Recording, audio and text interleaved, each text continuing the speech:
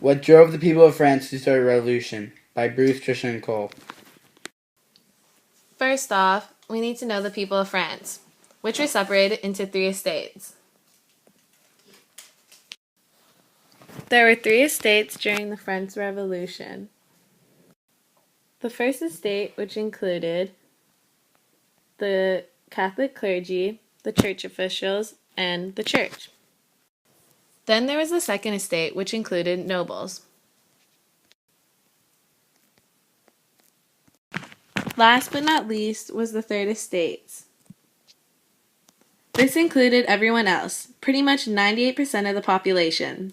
There were peasants, merchants, bakers, and basically everyone else. First, let's talk about the first estate. The first estate was mostly church officials, clergy, and high-end churchmen. Kitchen? This made up about 1% of the population, and they owned about 10% of the land in France. The first estate created the thief, a tax used against peasants. To the right, there's a photo of Cardinal John Henry Newman. The second estate was the most nobility of France. Most of the second estate lived on inherited manors. The second estate was approximately 2% of the population and took up 25% of the French land. Nobles collected rent from peasants who stayed on their land. This allowed them to live a lavish lifestyle. Nobles had the highest positions at court, church, and government. The second estate is the second smallest estate and had more say than the third estate. Last and least, the third estate. The third estate had very few rights and little political power.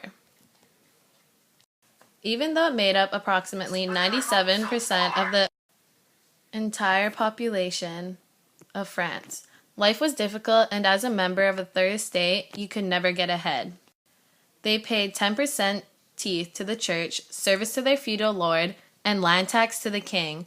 With all of these taxes to the lowest paid people, they had hardly enough money to support their own families. Since the king wouldn't listen or try to help 97% of the population, the people started to become frustrated and angry. They craved for a change. The third estate started the French Revolution. To the right, there's the streets of France in the 18th century. At the bottom of that, there's the hungry peasant family. The people in these photos are sad because of the conditions they had to live with. What is a revolution? Wait, I think it was these. First off, we need to know what a revolution is. A revolution is a fundamental change in power organization structures that take place in a relatively short period of time.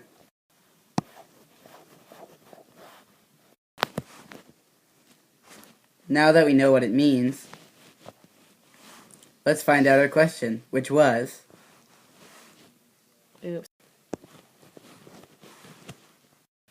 What drove the people of France to start a revolution?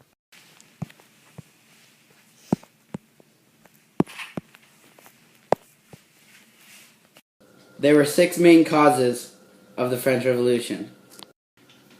They are debt, philosophers, taxation, absolutism, failure of reforms, famine, which is poor harvests and starving people. First, let's talk about debt. Debt led to a government crisis. Before the revolution, it has been said that French debt has been risen from 8 billion to 12 billion livres. Most of this debt has been built up by Louis XVI with all of his spendings on extravagant things, such as his palace of Versailles. Here at the bottom is a photo of his palace. As you can see, it is very extravagant. But Louis XVI wasn't the only king to run up the bill. Louis XV spent heavy spendings on the 7 Years of War, and when France backed up the Americans in the War of Independence, that just added to their debt even more. This war was even said to have added 1,066 million livres to the French debt. To the right is a photo of the War of Independence. France tried to get out of debt many times, such as Necker's tax policy and Charles Alexander de Colonne's idea to increase public spending in an attempt to buy the country out of its debt. So after these attempts, Louis got the Assembly of Notables to talk about a revolutionary fiscal reform. They heard of the size of their debt and turned it down. Louis then fell and lost his power as an absolute monarch. Dun dun dun. Taxation. Taxes in France were horrible, unfair, and unorganized. In good times, the taxes were burdensome. In harsh times, they were devastating. There were many taxes, but only the poor third estate suffered. Peasants were required to pay a 10% tithe of their income to the church, a land tax, a 5% property tax, and a tax of the number of people in the family.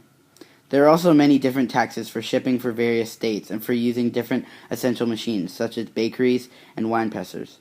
The other two estates that had lots of money would collect this money and not have to pay taxes either.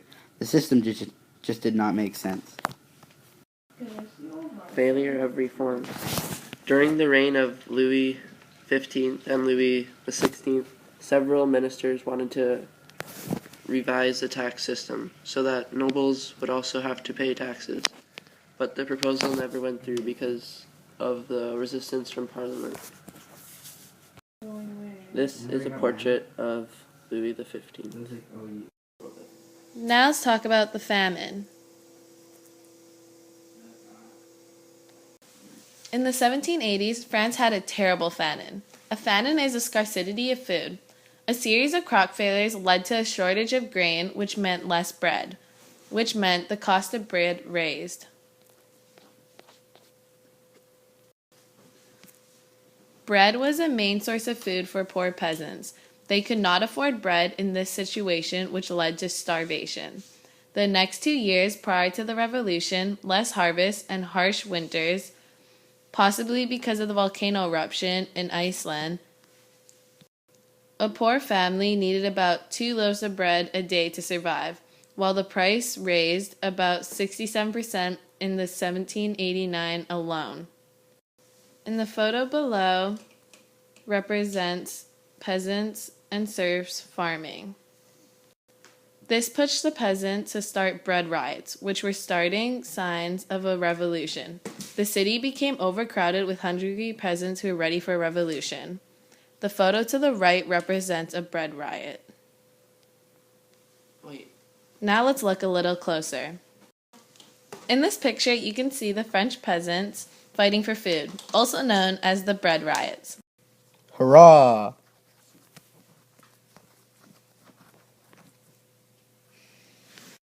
In 1789, France ran an unpopular government system.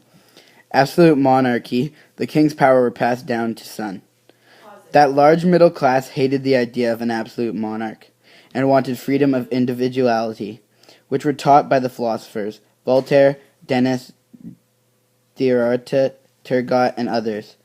France was influenced by the American Revolution, and this showed that it was possible to have change. These are the 3 philosophers.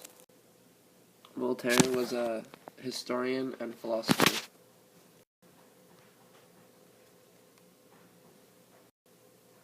Denis was a art critic and writer. And Turgot was a French economist and statesman.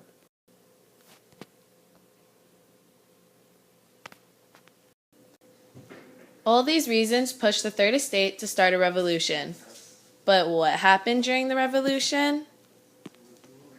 The revolution had 5 main points. There was the storming of the Bastille, the Women's March on Versailles, the Revolution of the Church, the execution of Louis XVI, and the Reign of Terror. Dun dun dun. Storming of the Bastille. The storming of the Bastille was an event which occurred on July 14th of 1789.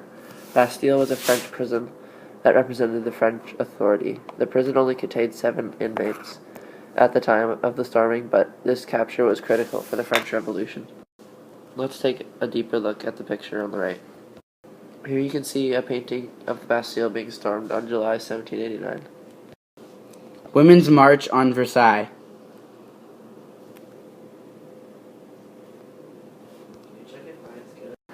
October 5th, 1789, was one of the earliest stages of the revolution, but one of the most significant.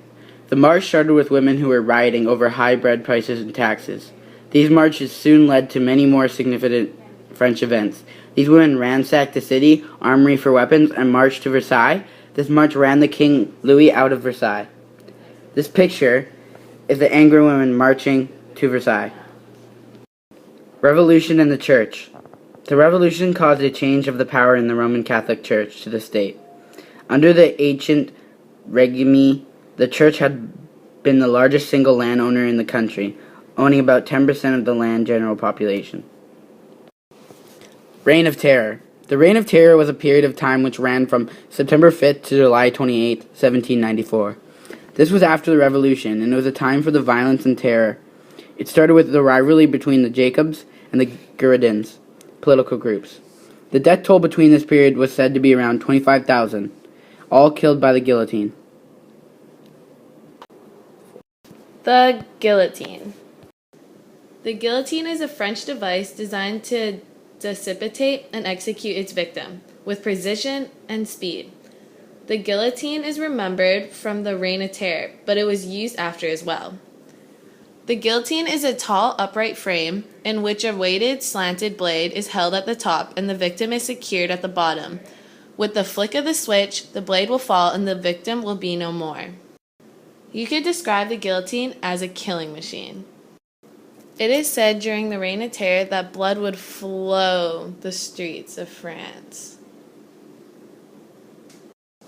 Execution of Louis XVI.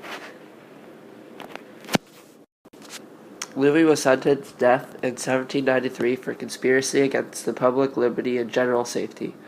361 people voted to kill Louis, and 288 people were against it.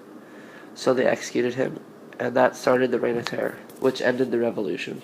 And finally, the result of the revolution. The revolution led to democracy, eventually, and social change in France, such as nationalism, but best of all, the death of absolute monarchy. The end.